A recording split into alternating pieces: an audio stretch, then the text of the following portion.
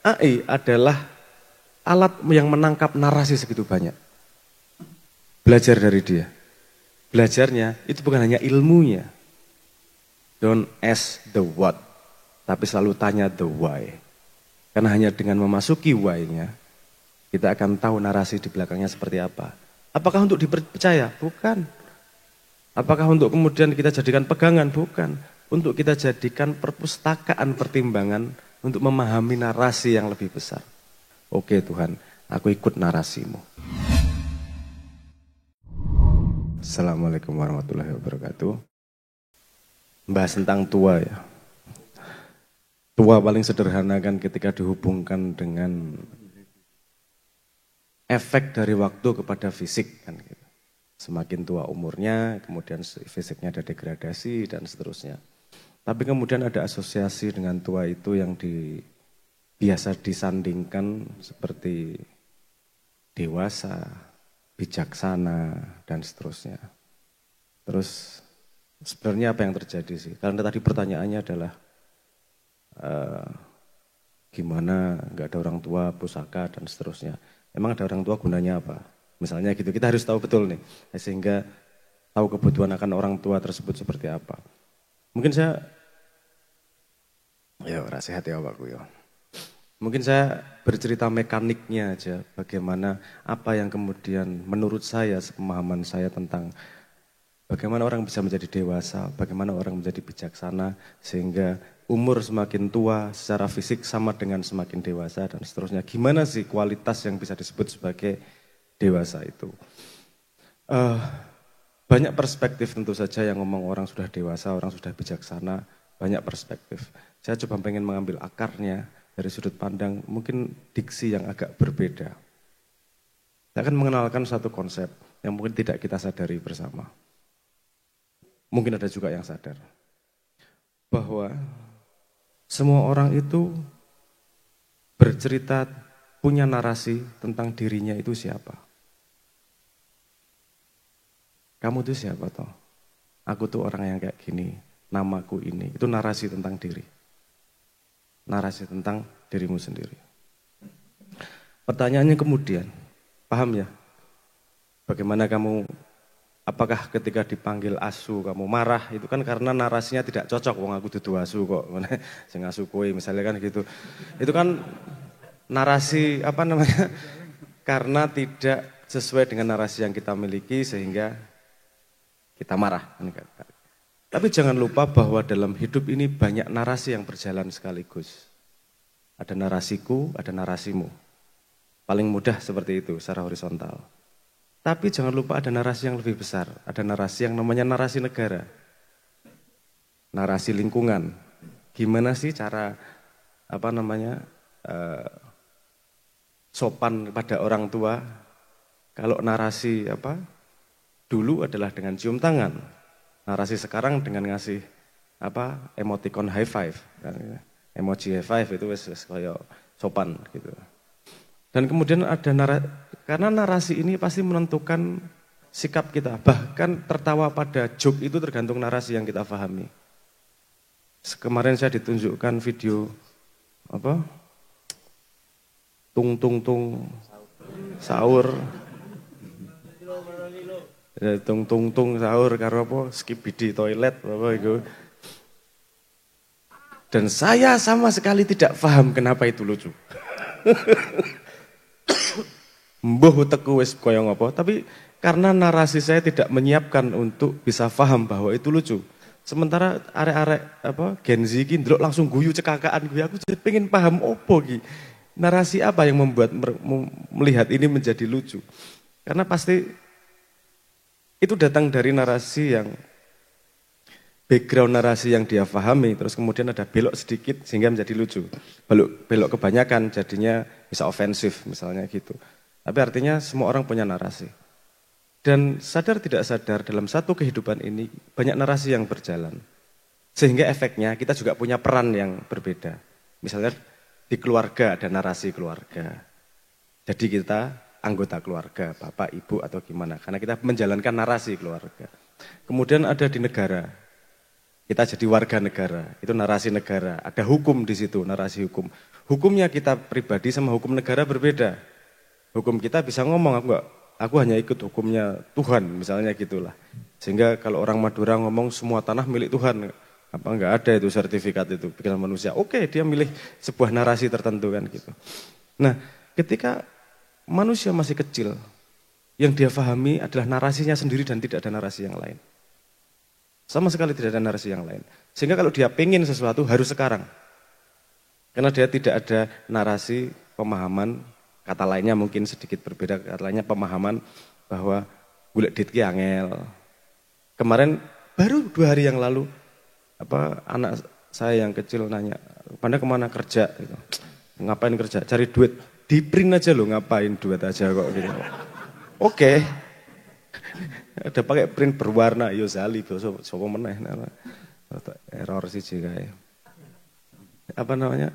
Oke, karena dia memang belum paham narasi yang berbeda. Nah, ini kan narasi semakin besar. Coba bayangkan narasi apa aja yang terjadi. Narasi diri, narasi keluarga, narasi lingkungan, narasi suku, ada narasi negara, ada narasi kehidupan dunia, dan ada narasi Tuhan. Dewasa adalah mengetahui perjalanan semua narasi. Semakin dia dewasa, semakin tahu dia narasi apa yang tersedia untuknya. Sehingga dia semakin naik posisi narasinya, sehingga perilakunya nanti outputnya jadi bijaksana. Orang bijaksana itu apa toh? Salah satu ciri bijaksana adalah mampu memahami kebenaran orang lain. Kan itu bijaksana. Apa syarat mampu memahami kebenaran orang lain? Kalau kamu bisa meminggirkan narasimu dan paham narasi hidup orang lain, kan gitu. Artinya semakin dewasa orang, semakin dia tahu banyak narasi yang berjalan di dunia dan dia memilih hidup pada narasi yang mana. Anda mau bisnis saja, mau cari duit, itu harus benar-benar paham narasi ekonomi. Cara kerja ekonomi, mekanisme ekonomi. Dan ikut narasi itu. Nek kowe manut narasimu dhewe ora bakal sugih wis to. Karena narasi ekonomi adalah kamu berhubungan dengan orang lain, ada sistemnya, ada narasinya sendiri. Jadi kalau orang tidak dewasa, dia ikut ekonomi karena dia terseret narasi ekonomi. Kalau orangnya dewasa, dia ikut narasi ekonomi karena paham bahwa itu adalah narasi yang perlu dijalankan pada sebuah tujuan tertentu. Nah, saya nggak pengen semoga tidak kompleks ini kan, paham gambarnya udah paham ya, kita paham narasi. Sehingga Tuhan sendiri juga menyediakan narasi, kalau narasi hidup dari Tuhan itu gimana sih? Sehingga dibocorkanlah yang namanya Quran dan ditunjukkanlah bagaimana manusia yang menjalani narasi Tuhan. Sehingga keputusannya agak nggak masuk akal kadang-kadang. Dikai gunung, tawari gunung kok ora gelem. Nah, kalau pakai narasimu itu nggak masuk akal. Tapi kalau pakai narasi orang yang menjalankan narasi Tuhan itu jadi sangat make sense. Orang dewasa adalah orang yang sudah menyerah. Ini bahasa Indonesia ini angel ya. Menyerah itu bukan give up, surrender. Apa bedanya? Pasrah. Memilih untuk manut. Memilih untuk manut, bukan menyerah. Wes angkat tangan aku enggak kayak gitu. Angel banget ya. Paham maksudnya bedanya surrender sama give up ya. Give up kan putus asa wes. Kalau surrender saya dengan sengaja saya berserah. Nah, intisari dari Islam kan itu kan. Berserah pada narasinya Tuhan. Jadi ketika dia berserah pada narasinya Tuhan, dia menaik pada narasi yang universal, sehingga dia mampu memahami semua sub narasi yang lain. Itulah ulama yang sebenarnya. Dia nggak bingung ngadepi ekonomi modern, dia nggak bingung ngadepi AI, dia nggak bingung konfrontatif terhadap teknologi, dia nggak bingung sama negara, karena dia sudah pada narasi Tuhan. Itu semua sub narasi aja itu. Satu bagian kecil dari sub narasi Tuhan.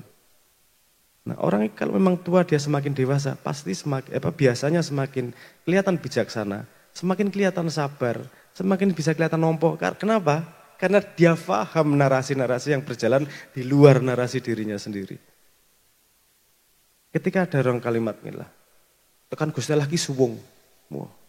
Wah itu kalimat neng tinggi ngomong suwang ki njo apa? Jedukin dasmu neng truk liwat lak suwung jadi plong-plong lak suwung. Kan enggak gitu juga suwung. Apa sih isinya suwung? Si suwung itu karena dalam dirimu tidak ada narasi yang mengoverride narasinya Tuhan. Kamu hidup hanya dengan narasi Tuhan. Ini ngomongnya penak. Tapi mengartikulasikannya tidak mudah. Karena kita tidak punya cukup kosakata untuk menurutku atau saya kurang kosakata untuk bisa menjelaskan itu dengan baik. Kita man arafa nafsahu faqad arafa rabbahu. Siapa yang mengenal dirinya maka mengenal Tuhannya. Kalau dia mengenal dirinya betul, semua perilakunya dia sadar datang dari pemahaman narasi yang mana. Semakin dia dewasa, semakin dia bisa memilih narasinya. Syarat memilih itu dia tahu. Anak kecil belum bisa memilih narasi yang lain karena dia tidak tahu. Ketika kecil, narasi dominan adalah aku. Ketika senang sama cewek, ketika kamu senang sama pasangan, kamu dipaksa tahu narasinya dia. Sedikit-sedikit. Minimal kesukaan. Apa li? Pecel lele. Wah aku juga senang ya pecel lele. Gayamu. Kamu melepaskan narasimu. Mengadopsi narasi dia agar kemudian jadi satu frekuensi kan gitu ya ceritanya lah agar lebih dekat satu circle ya podo-podo seneng pecel lele misalnya kan gitu itu monggo lah tapi kemudian kita paham kan ada satu kartu ada satu komponen ada satu bahan lagi untuk bisa kita ejawantahkan bisa kita bendakan dalam tanda petik untuk bisa jadi bahan berpikir sebenarnya saya sedang menjalani narasi siapa sih salah satu contoh paling sederhana Anda ngelihat trending topik yang tidak paham benar-benar masalahnya apa, terus kemudian kamu ikut marah, pertanyaannya, kamu ikut narasi siapa sih marah? Jangan-jangan narasimu sedang diinvasi sedemikian rupa. Sehingga kamu kehilangan narasi dan ikut narasi, hanyut oleh narasi yang lain. Gunanya punya orang tua adalah agar kita lebih cepat memahami narasi yang berbeda. Susahnya anak sekarang belajar adalah kemampuan untuk membantah. Gini, kalau dia paham narasinya sendiri, narasi yang lain itu kelihatan salah pasti. Pasti salah. Satu-satunya cara untuk bisa melihat kebenaran dalam narasi yang berbeda adalah modesty, apa bahasa Indonesianya, kerendah hatian. Untuk kemudian menyingkirkan narasi pribadinya dan melihat narasi orang lain. Itu satu-satunya cara. Dan anak muda sekarang yang bisa membantah apa saja tanpa ada repercussion, tanpa ada efek samping. Kowe mbantah ning Twitter ora dikampleng raimu soalnya. Jajal kowe bantah dep-depan karo wong, tenanan. Mesti jempol warrior kuwi nek dep-depan ya ora seganas itu kok itu. Cangkemane wae, wah ganas diparani ya. Ampun saya minta maaf karena sudah padha wae endinge ngono to. Itu karena keyboard warrior seperti itu. Nah, ini narasi ini dengan kita bergaul kayak gini nih, kita membangun narasi bersama sebenarnya. Dan kita harus bisa lepas kita harus tahu bahwa narasi itu pilihan. Dunia itu nyata dan ada kebenarannya. Tapi narasi kebenaran yang paling benar itu belum tentu kita paham benarnya seperti apa. Yang kita pahami adalah kalau Hazrat Ali Khan bilang semua manusia seperti pecahan kaca. Kaca itu mencerminkan kebenaran. Dan ketika serpian-serpian kaca ini tidak saling berkumpul, hanya akan ada kelihatan sedikit cahaya dari serpian yang dia miliki. Maka kita perlu kumpul untuk melihat narasi-narasi yang berbeda. Mungkin cerminnya cembung, mungkin cerminnya cekung, mungkin cerminnya reget, nggak bisa melihat diri kita yang sebenarnya seperti apa. Nah, orang dewasa, orang tua, dia punya kesempatan untuk mengumpulkan lebih banyak cermin, sehingga bisa memahami lebih banyak narasi dan bisa memilih narasi di mana. Sekarang orang tua nggak ada. Tapi misalnya siapa yang mau kita orang tuakan, gitu kan tadi. Oke. Kalau yang Anda cari dari orang tua adalah mendelegasikan keputusan, itu kebutuhan orang tua yang salah. Karena kamu tidak bertanggung jawab terhadap keputusanmu. Simbah piye? Seneng A apa seneng B? Seneng A, oke aku manut seneng A. Jangka pendek oke, jangka panjang buruk sebenarnya. Karena kamu tidak dilatih untuk bisa berpikir sendiri. Orang tua gunanya seharusnya milih A atau milih B? Milih A. Kenapa ya milih A? Pengalaman apa yang Anda alami? ilmu Anda yang apa yang Anda miliki sampai datang ke pilihan A tersebut. Yang kita butuhkan dari orang tua itu sebenarnya adalah pengalaman hidupnya dan ilmu narasi yang dia miliki. Lagi-lagi balik ke Gen Z yang agak susah kalau dikandani karena dia merasa punya Google dan merasa punya AI. Enggak buruk juga. AI adalah alat yang menangkap narasi segitu banyak. Belajar dari dia. Belajarnya itu bukan hanya ilmunya. Don't ask the what, tapi selalu tanya the why. Karena hanya dengan memasuki why-nya, kita akan tahu narasi di belakangnya seperti apa. Apakah untuk dipercaya? Bukan. Apakah untuk kemudian kita jadikan pegangan? Bukan. Untuk kita jadikan perpustakaan pertimbangan untuk memahami narasi yang lebih besar. Mengumpulkan serpian kaca bermacam-macam itu tadi konsepnya. Balik lagi kemudian, bagaimana tua itu? Menurut saya tua itu adalah yang seperti itu. Dia memahami narasi yang lebih besar, dia memahami pilihan narasi di dunia, dan memilih narasi yang mau dia pilih. Pemahaman ini datang belum lama sebenarnya. Karena aku diseneni langsung. Karo Gusti Allah, wajikur. Lewat Israel, modern. Israel teko karo Israfil. Israfil nang mburi lagi cek sound. Aduh harap lagi cek sound itu berarti perang dunia iki to iki dilengkas kira suwe iki. Resek-resek apa ujung trompet ngono ya. Waktu itu saya marah luar biasa. Saya tidak terima. Pertanyaan saya adalah, ini keadaan deadlock dan ada paradoks yang saya lihat. Personal ya, ngomong personal. Kita ngudoroso ya, mohon maaf. Mumpung loro dadi ra iso luwih loro meneh. Ngudoroso. Rumusnya kan sederhana. Orang yang paham masalahnya secara detail, dia punya tanggung jawab untuk menyelesaikannya. Kalau dia tidak paham masalahnya, dia nggak punya tanggung jawab menyelesaikannya. Oke, saya merasa ketika kamu diberitahu tentang masalahnya, artinya kamu disuruh ngerjain itu sama Tuhan kan gitu. Problemnya adalah saat itu, saya bertanya sama Tuhan, saya paham betul masalahnya. Saya pegang kunci jalan keluarnya, tapi kenapa tidak ada jalan sama sekali untuk memasukkan kunci ini ke lubang kunci yang dibutuhkan untuk membuka pintunya. Ngapain ini? Apakah dunia ini Tuhan maha prank atau gimana sih ini? Kok koyong ini. Putus asa, ini ngopo toh? Ngapain hidup? Ngapain gak gini jalan? Ini cuman gak jelas jalannya kemana. Jawabannya yang membuat saya kemudian terbungkam. Karena jawabannya bukanlah argumentasi. Jawabannya adalah analogi. Jawabannya begini. Anda pernah lihat ada seorang ayah menuntun anaknya menyeberangi jalan? Ya pernah lihat. Dipegangi tangannya enggak? Dipegangi tangannya. Kenapa? Agar anak kecilnya selamat menyeberangi jalan. Bayangkan jika si anak ini teriak-teriak sama bapaknya. Pak selamatkan aku, Pak beliin mainan, Pak piye to iki lagi nyebrang jalan. Kira-kira dikaplok randasmu.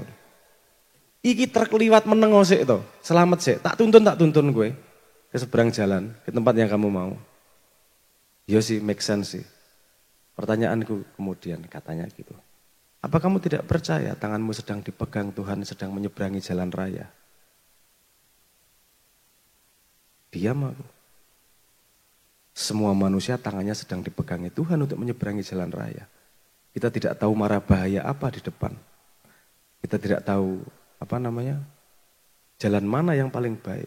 Apakah kita akan masuk ke lubang sehingga disuruh berhenti dulu? Apakah kita gimana sih?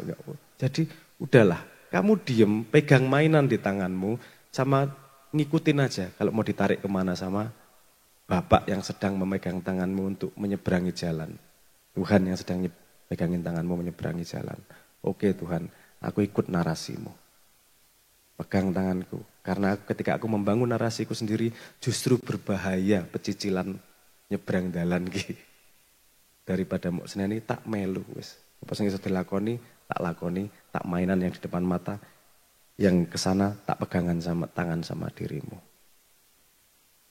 Mungkin saya belum terlalu tua. Kalau menurut teori Jawa, ada 3 ledakan dalam hidup. Untuk laki-laki, umur 33, umur 46, dan umur 60. akan terjadi pencerahan yang besar, ledakan yang sangat besar, ledakan kecil, dan kemudian ledakan yang menengah ketika umur 60. Ini kalau pakai ilmu lawas. Ledakan pertama umur 33 saya sudah mengalami, dan saya baru membuktikan ini ledakan kedua, ledakan pemahaman ketika saya masuk umur 46. Bahwa ternyata narasi yang paling indah dan paling nyaman dilakukan adalah ketika berserah kepada tangan Tuhan yang menuntun kita menyeberangi jalan raya. Mungkin itu dulu. Saya kembalikan. Matur nuwun.